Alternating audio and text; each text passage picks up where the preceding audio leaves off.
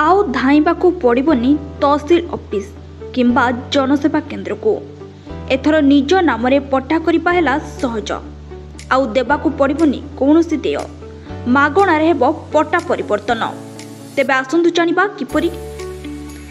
केंद्र सरकार जमी जमा प्रक्रिया रे बड़ संशोधन करिसेंती। एणिकी पट्टा परिवर्तन प्रक्रिया सहज हेबो ओ कौनसी देय देबाकू पड़िबनी। गाँ को गाँ जाई राजस्व निरीक्षक समस्यार समाधान करेंगे।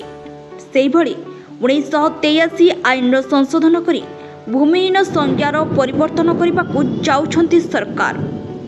भू संस्कार प्रक्रिया रे राज्य सरकार आनिछंती बड़ परिवर्तन।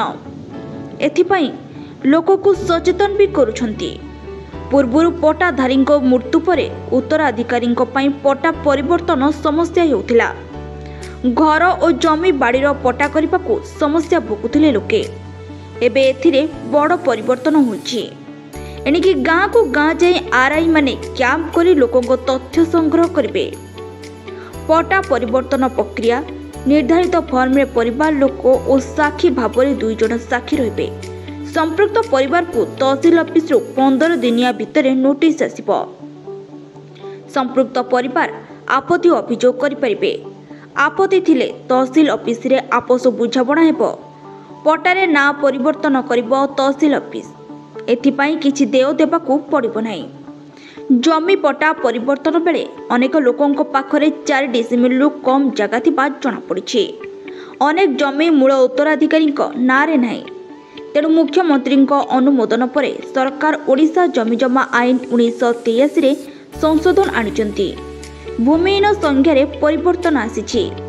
एथि अनुसार 4 डेसिमिलरू कम जमी थिले से भूमिहीन भावे गणा हेबे। निज निज जिल्ला रे 4 डेसिमिलरू कम थिबा लोकंकु चिन्हट पाई निर्देश दिया जायछि। घर को घर सर्वे करिबो राजस्व विभाग।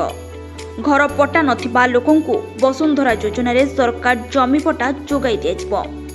4 डेसिमिलरू कम जमी सरकारंकु देले घर आखपाखरे सरकार देबे 4 डेसिमिल जमी।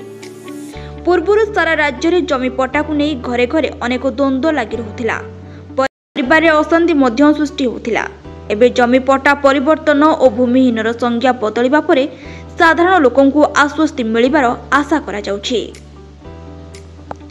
तेबे आम वीडियोटी भल लागिथिले लाइक शेयर सब्सक्राइब करबा को जमार भी भूलिबे नाही।